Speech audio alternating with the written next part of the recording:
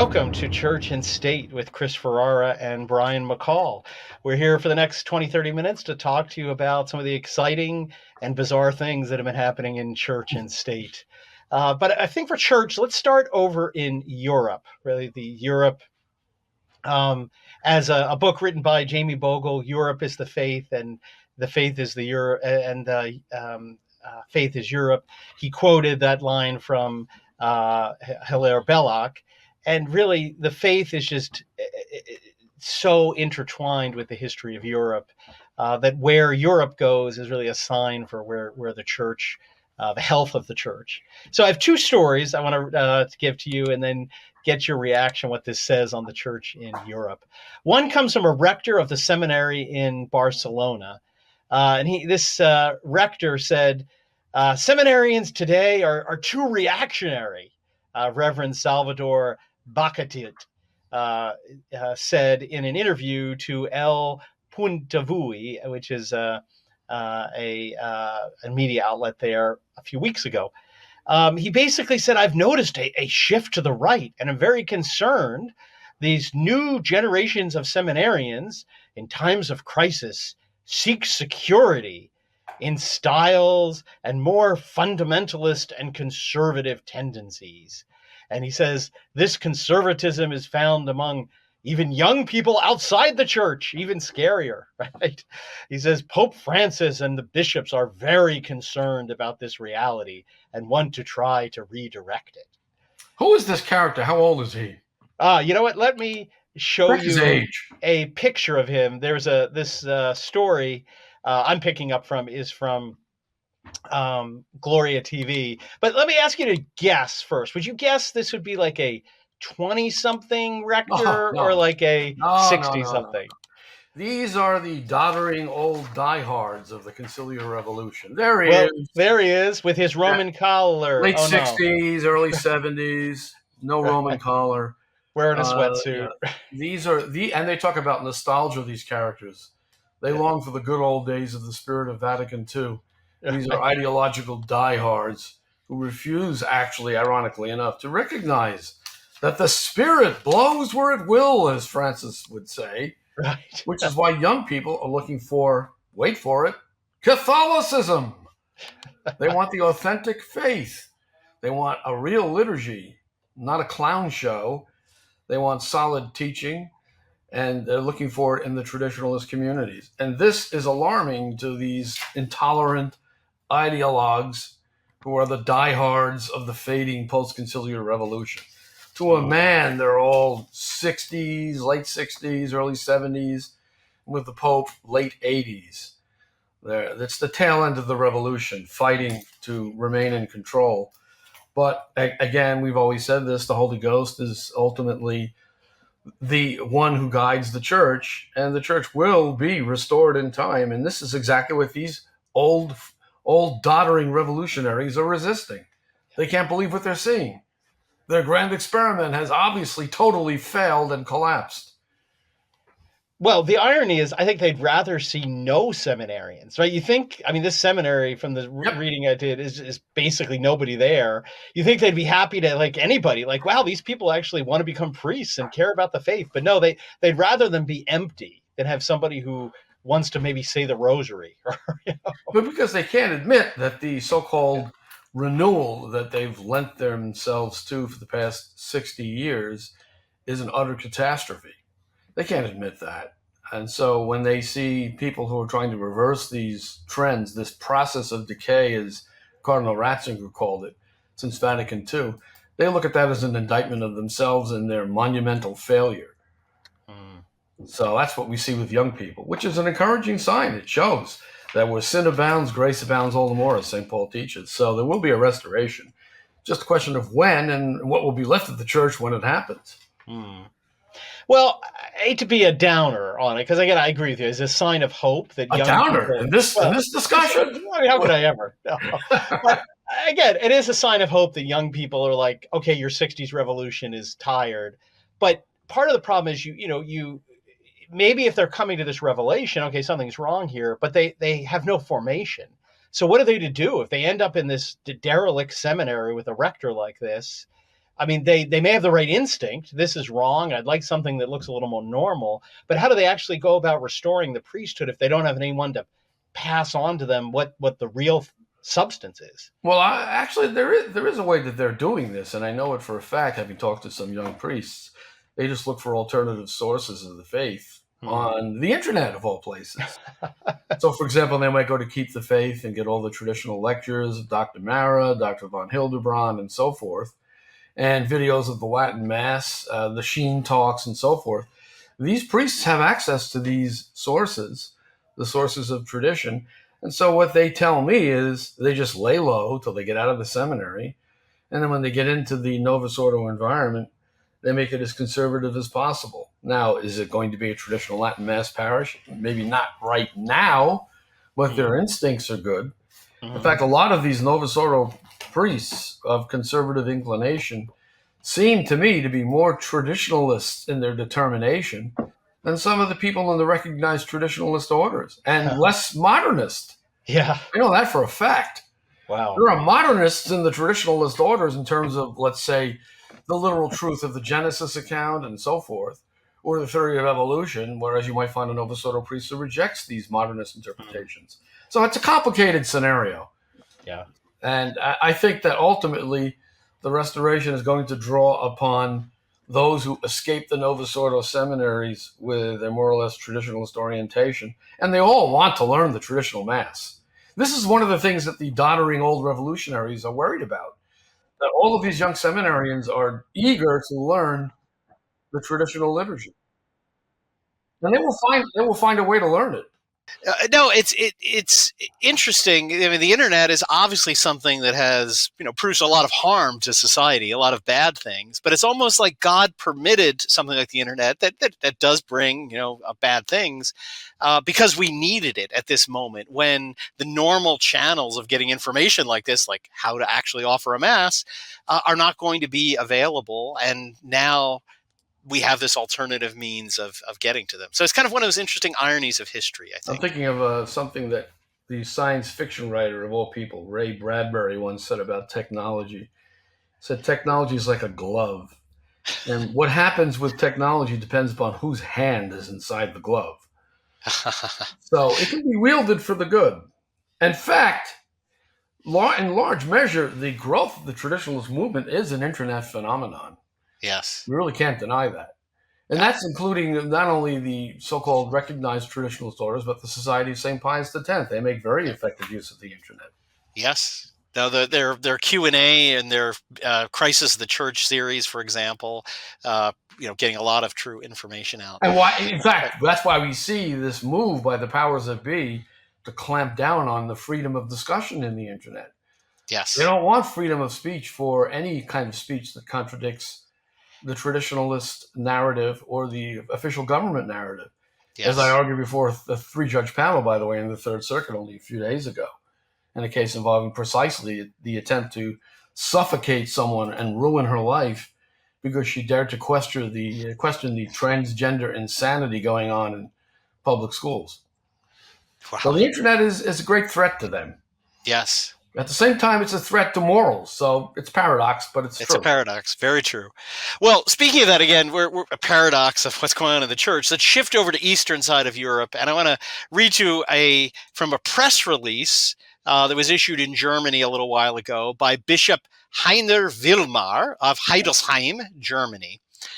He announced that he appointed 3 employees for homosexual pastoral care. And the press release lists the following important activities for these church employees. When a homosexual couple wants to register, quote, their sick child for baptism.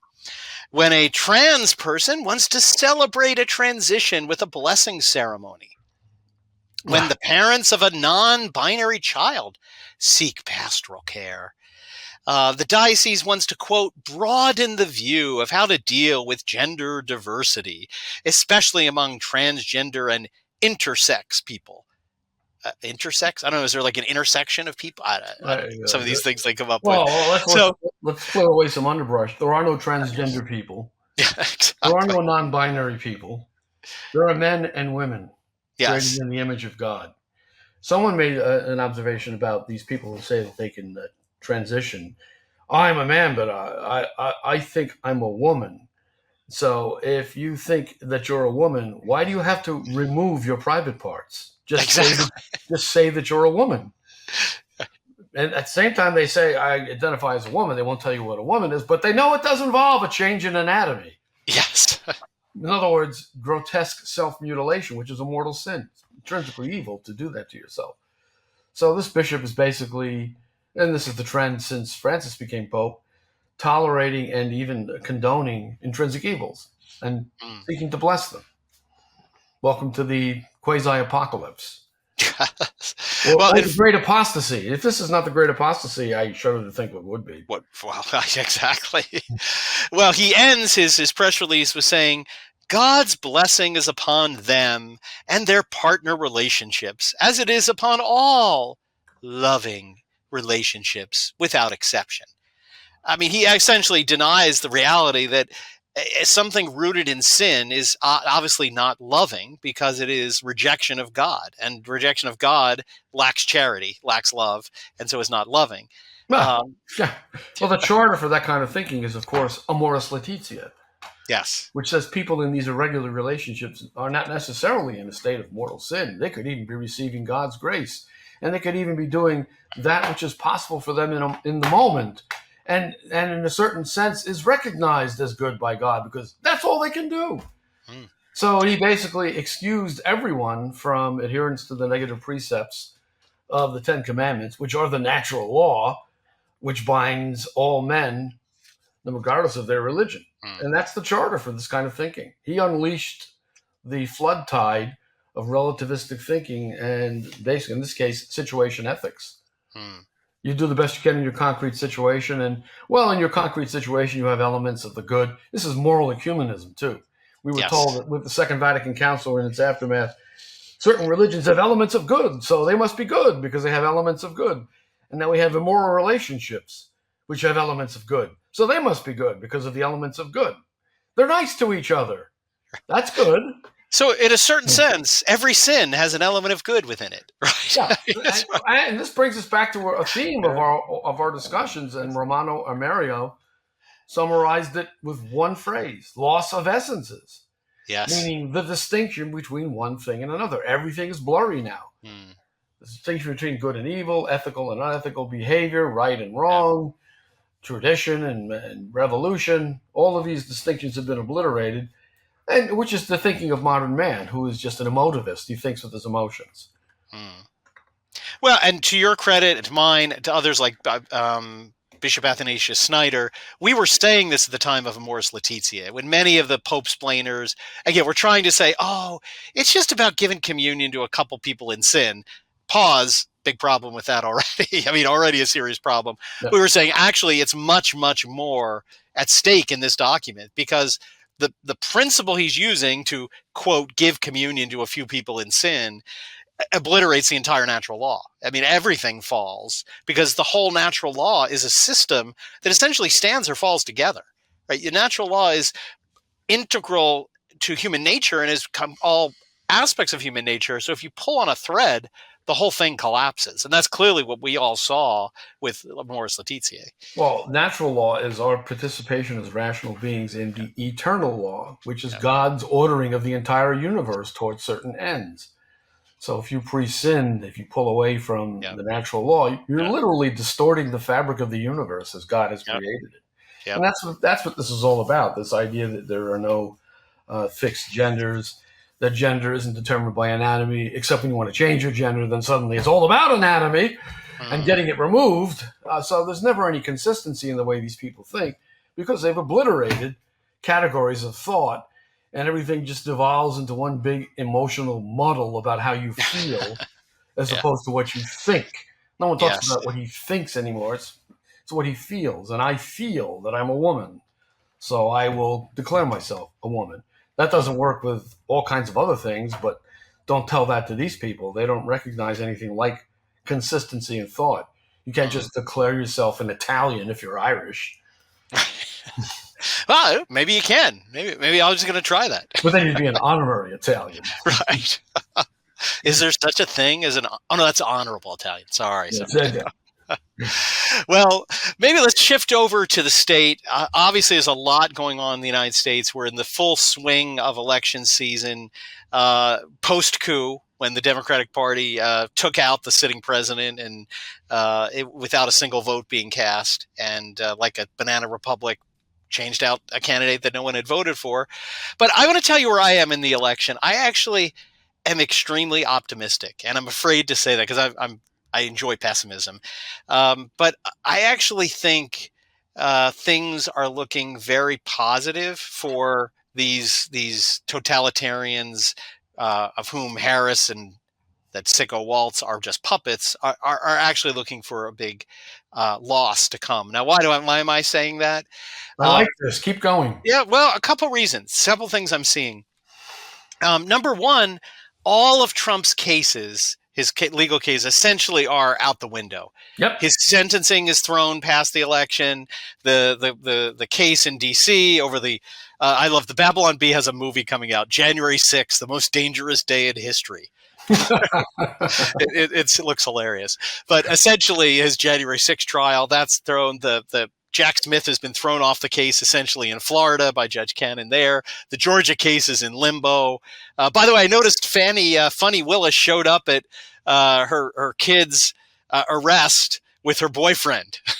Yeah, the one that she's not really having a relationship with any longer. Another one of her lies. Exactly. The Georgia appellate court is going to basically remove her from the case.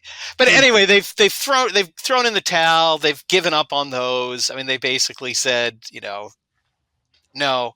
So I take that as one really interesting sign. The other thing, there's been a lot of, and if you look at below a lot of the big headlines, in Washington, they've been slowly going and reclassifying a lot of federal jobs as civil service that have been political. And there's been a lot of stories. I've been tracing this for about the past 3-4 weeks, which says to me they know their days are numbered and they want to try to make it harder for Trump to clean house or when he comes in. How are they doing that, though? Is that by executive order? By executive order. Now, again, you can just repeal the executive orders. I think it doesn't stand up, but it throws a roadblock. Now, why would you do that if you were confident you would get through this?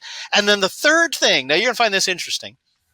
Doing a lot of research, and this, I speak to this because I think I had COVID last week. The amount of people sick with COVID right now is actually through the roof. If you look at the statistics, the amount of people that have it is well beyond what was going on in 2020.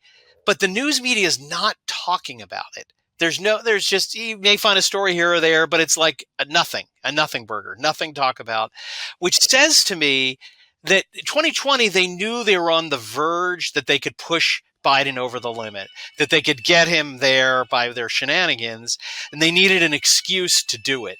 And they could do it. So they needed the panic of everybody's so sick with COVID. The fact that they have the facts to actually make the same narrative and are not, says to me that they know they can't actually repeat what they did in 2020. So I actually think they're resigning themselves to the fact that this is maybe an overwhelming force that they can't stop. Well, that last point is interesting because when you think about it, with all the cheating they did in 2020, Trump actually lost the 3 key swing states by a grand total of 42,000 votes, of which he needed about 21,000 votes. Yeah. That's how razor thin their victory was, so-called, even with all the cheating. So now there's going to be a lot more vigilance at the polling places. Yeah. And I think you might have cause for optimism. But here's the other thing, though. He might win the election and not be allowed to take power. There are ways of preventing that. He has to get Congress.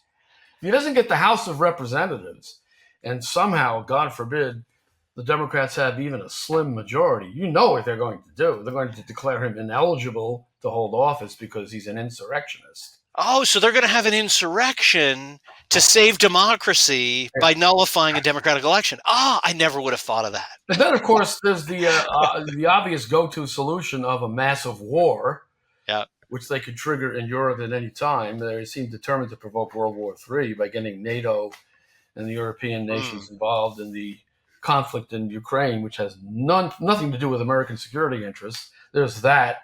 They'll do anything. And Tucker Carlson predicted this, but it doesn't take a a prophet that predicted that they will throw the entire world into chaos rather than let Trump be elected again to the presidency, with him promising to clean house this time because now he knows what the players are. Well, and to be honest, that's what they did in Ukraine. They used a war in Ukraine to cancel elections. Zelensky has essentially canceled elections. He's conducted his own coup of his own government and established a dictatorial regime. So, again, not out of the question that they would use a war to, guess what, not follow the Constitution. They'll need some sort of martial law scenario. Maybe this won't happen. Maybe I'm just being wildly pessimistic here. But, I mean, in terms of the vote, it does look like Trump, and this is according to Nate Silver's model, will win. He's giving him a 64% chance of winning the election, according to his predictive model, when you look at the swing states. And if he's tied or marginally ahead in the popular vote, that means that you can't win the Electoral College. Yes. Because if you're ahead in the national popular vote, which is irrelevant anyway, you must be ahead in the swing states. And without several of those swing states, especially Pennsylvania, she has no path to victory. So we may be seeing a win. But tonight is the big debate. As we do this little segment here, he's going to debate Trump. What do you think will happen with that? Well, it depends what their plan is. It was very clear within 30 seconds of the last debate that it wasn't a debate. It was just a stage in a process to remove Biden from office. So it was a setup to embarrass Biden to get what they wanted. So I think we will know more about their plans for the next 2 months when we see what happens, because she's, about as equal or even maybe less capable of conducting a policy discussion as Biden was. So they must have some other objective here. Well, she'll try to get Trump's goat.